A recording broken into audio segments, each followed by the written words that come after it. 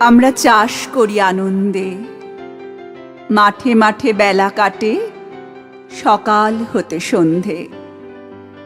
রৌদ্র ওঠে, বৃষ্টি পড়ে, বাঁশের বনে পাতা নড়ে, বাতাস ওঠে ভোরে ভোরে চষা মাটির গন্ধে।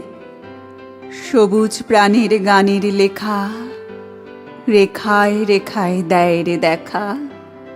মাতেরে কোন তরুণ কবি নৃত্য দোদুল ছন্দে।